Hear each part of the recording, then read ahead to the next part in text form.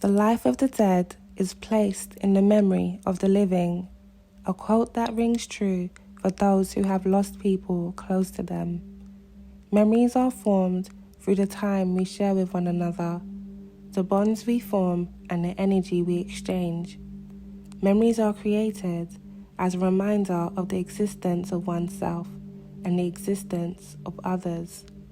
But what happens when your very own existence is forgotten by those close to you? Victoria Couchman was a very popular and social young teen mum who lived her life to the fullest. Sadly, a few months into the year 2008, this would be the last year she would get to live her young life to the fullest, as this would be the year Victoria Couchman would go missing.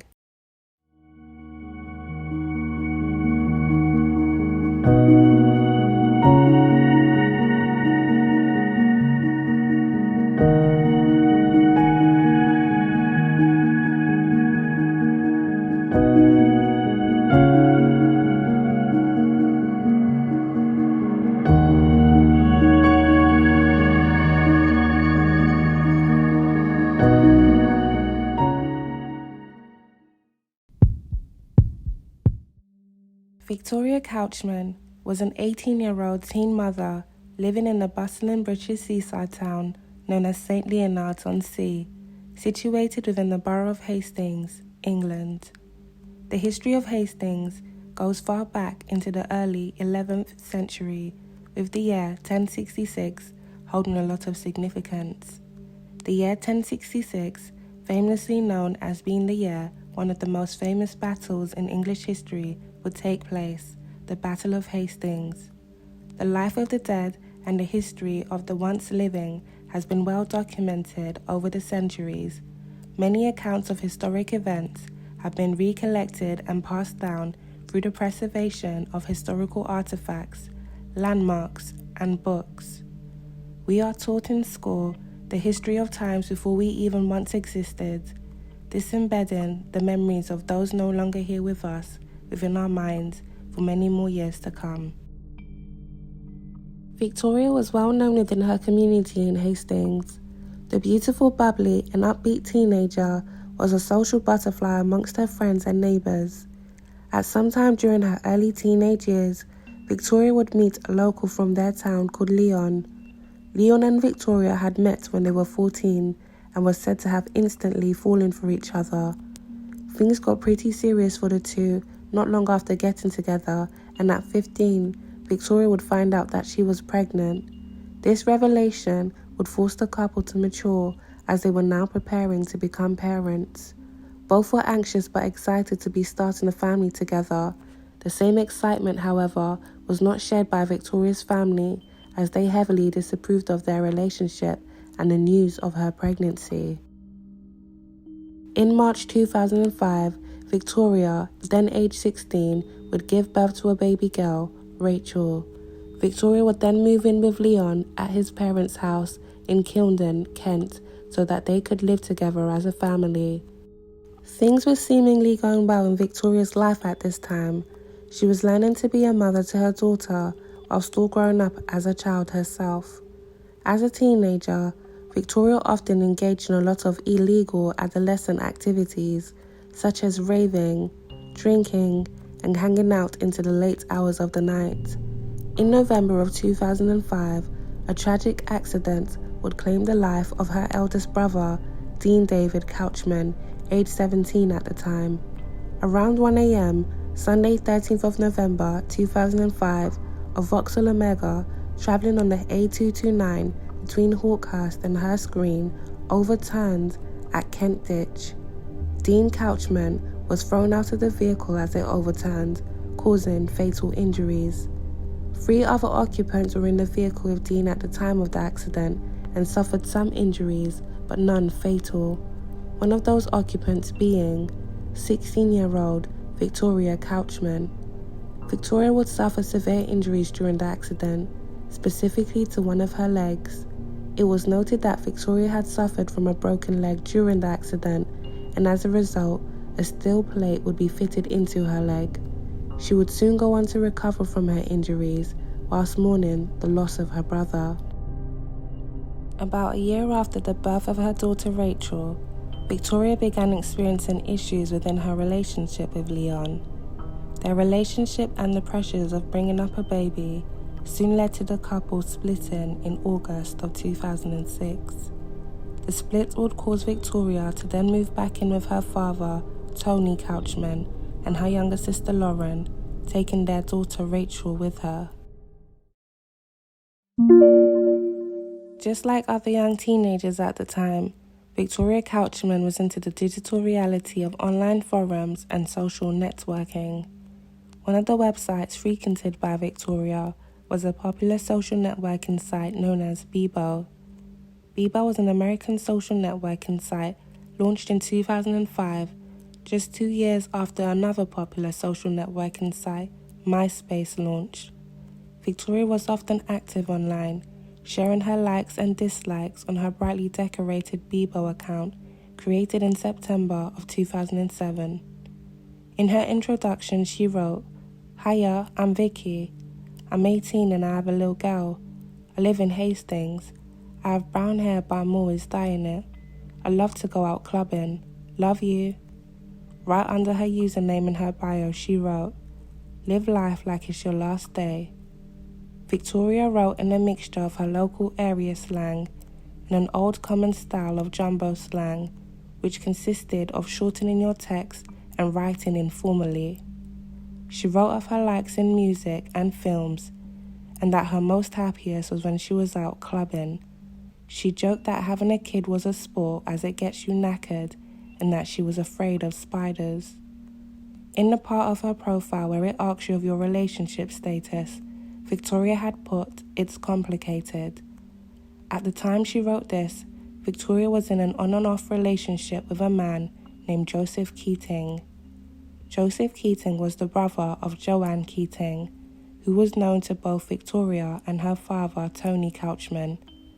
Victoria would soon fall pregnant with her second child with Joseph Keating. It is said upon hearing the news of Victoria's second pregnancy, Tony Couchman had gone off the rails. Joanne Keating, who was known to both, said, "I think it's because he lost his son Dean and he didn't want to lose another child." She believed Tony Couchman was very overprotective over his daughter. Joanne added, "He seemed very obsessed. Vicky was telling us stuff, saying she was scared of Tony and that he was going off his head." It was also stated that threats were made to Joseph by Tony Couchman. Report states that in 2007, Victoria would sadly have a stillbirth labour. It was noted that the day Victoria was rushed to the hospital at the time of the stillbirth, her father, Tony Couchman, refused to allow Joseph Keating to even attend the hospital with her. Joanne said, soon after she received a text claiming to be from Victoria, which said, "Good job, the baby is dead," because Joseph wouldn't have been a good dad. The relationship between Victoria and Joseph eventually broke down, and by February 2008, Victoria had told Joanne Keating that she had met someone else. Just like Victoria's relationship status on Bebo, it's complicated. The same could be said for her home life. The relationship with her father, Tony Couchman, was said to be quite toxic. Tony Couchman was a 44-year-old father of three living with his two daughters, Victoria and Lauren, in Beecham Place, St. Leonards-on-Sea. 3 years prior, in 2005, Tony had lost his son, Dean David Couchman, in a fatal car accident in Kent. The passing of his son was said to have sent Tony down a dark mental spiral, as Tony wasn't himself since then. Tony was noted to have a troublesome past and many run-ins with the law in his younger years and early adulthood. Couchman had 11 previous convictions, ranging from theft to firearm offences. It was also rumoured that Tony had some association to drug distributions. However, there was no convictions for drug offences found on his records. Tony was said to be very guarded and overprotective of his children.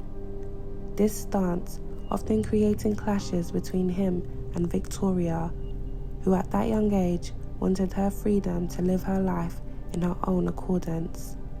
Victoria's mother, Fiona Master, to whom Tony had previously split from years prior, lived at a distance from them. Despite the distance, Victoria was said to still keep in contact with her mother via text. The relationship between Victoria and her father seemed to worsen after the death of Dean. Tony often pressed Victoria on what happened in their vehicle on the day of the accident, as Victoria was a passenger during the fatal incident in 2005. This would lead to frequent arguments between the two in the home, as well as other issues Tony had with Victoria when it came to her relationships. During one of these arguments, Victoria was seen outside the home in Beecham Place saying, "I have had enough. He's too controlling." Later that day, Joseph Keaton, whom Victoria had recently separated from, called round to Victoria's home and was greeted on the other end of the line by Tony Couchman.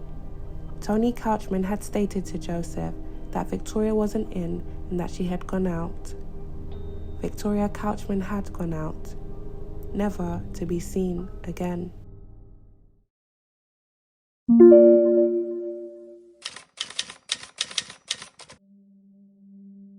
You never truly know what you'll find when you go outside. The depths of land compared to the confinements of our own home spaces cannot be compared. Sometimes things go missing in your room and you search everywhere and never find it. Sometimes things reappear and sometimes they don't. And the many times that they do seem to reappear, it's never in the same place it was once lost.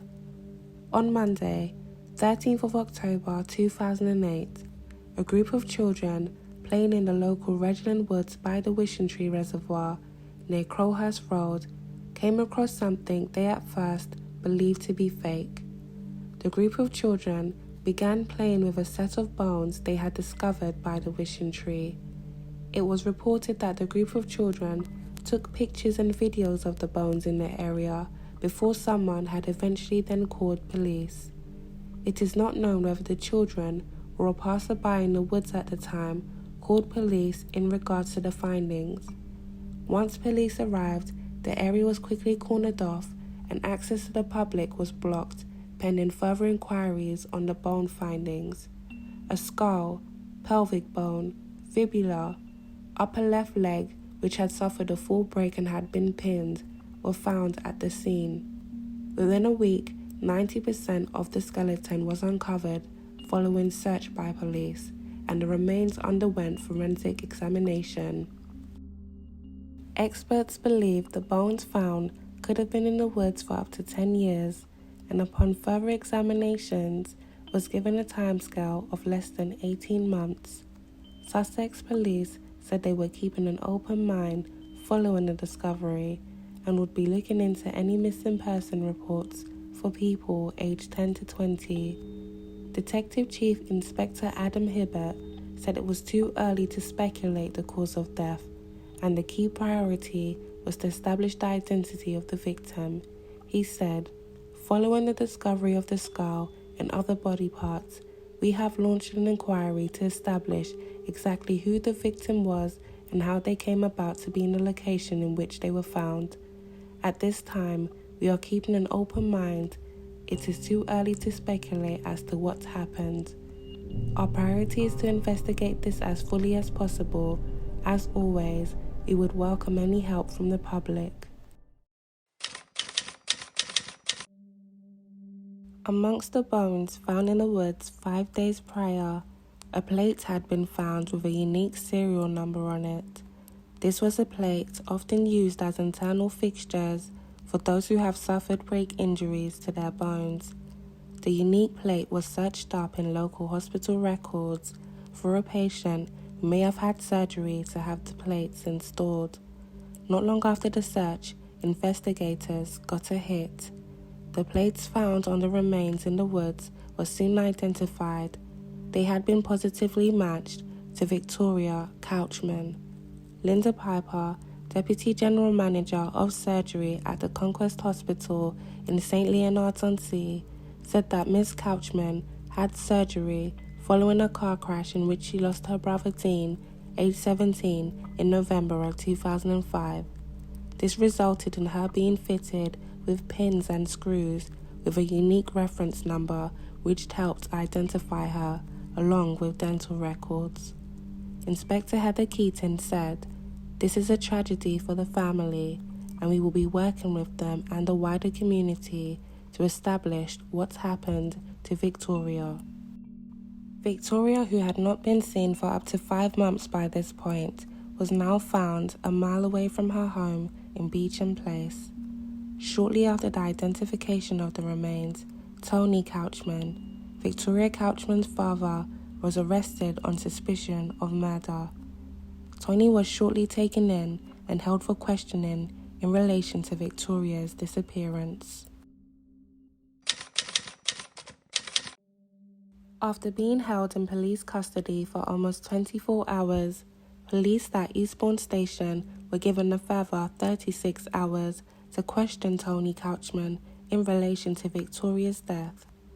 Victoria was last seen around May of that year, and for 5 months leading up to the discovery of her remains, no one had reported Victoria missing.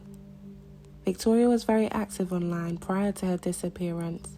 There was no sightings of her for at least 5 months. However, there was still some frequent online activity on her Bebo account.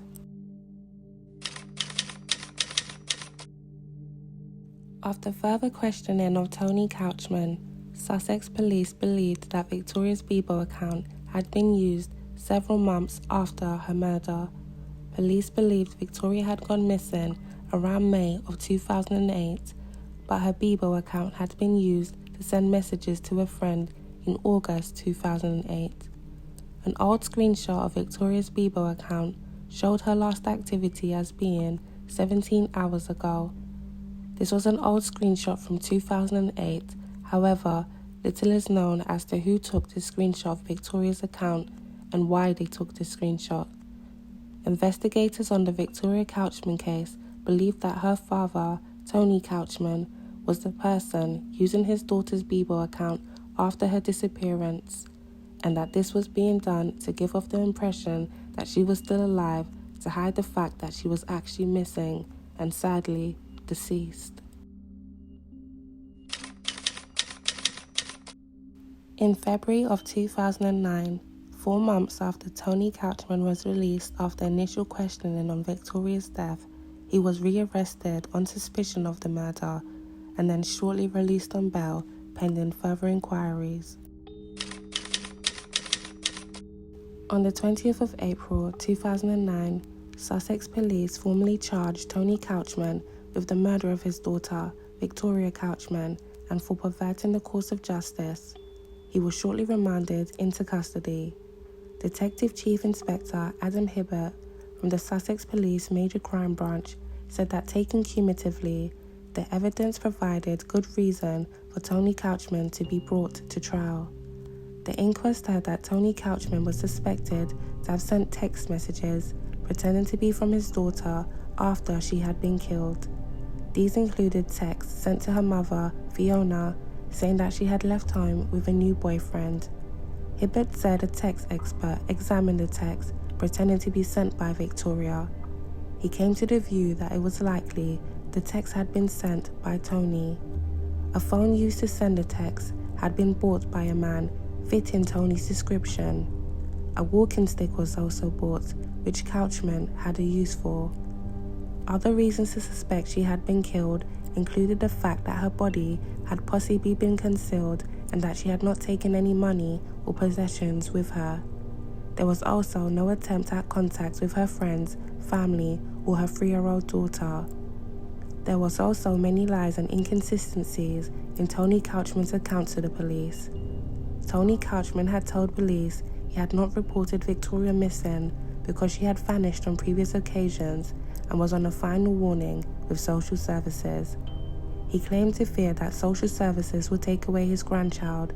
However, the local authorities denied that Victoria had ever been given a final warning. Hibbert said there was a possibility Tony Couchman was involved in drug dealing. Diaries were seized, he had a dealer's list, and fallen electric scales were found at his property. The inquiries continued. As the case against Tony Couchman proceeded, he remained remanded in custody at Lewes Prison. Tony Couchman pleaded not guilty to murdering Victoria between the 15th of May and 18th of May 2008. He also denied perverting the course of justice between the 18th of October 2008 and the 17th of April 2009. The date of his trial was set for the 4th of January 2010. It was expected to last between 5 to 6 weeks. A coroner on the Victoria Couchman case said the murder case against Tony was circumstantial, as the single mother's remains had been left exposed for several months. A cause of death could not be determined. However, pathologists believed she may have been strangled. Mr. Hibbert said the prosecution would have said at trial Couchman had disposed of her body in his car, which he then sold 12 days later. He also said he had lost his mobile phone shortly after her disappearance, which police believed would have been of important evidential value to the investigation.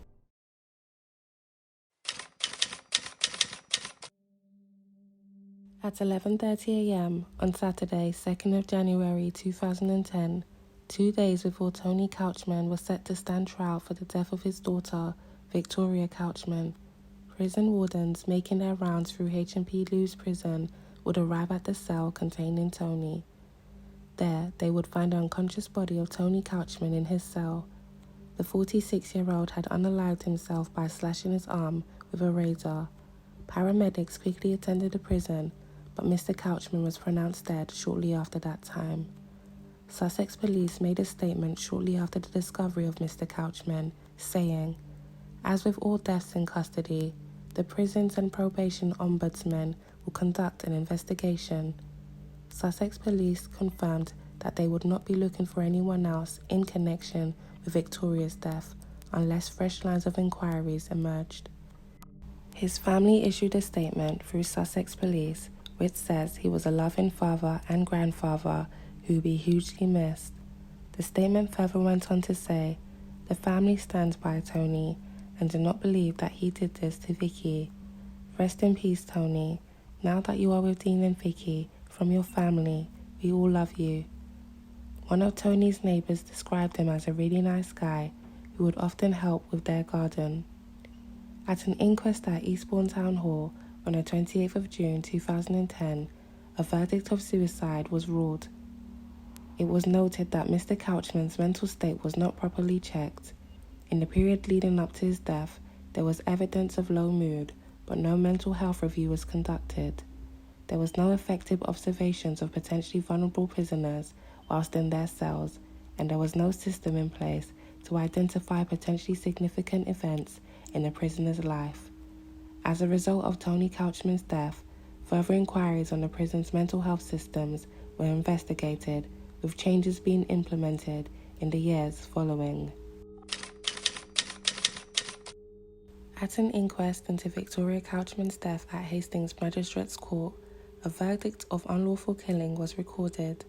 East Sussex coroner Alan Craze says it was one of the most significant and difficult set of cases he had dealt with.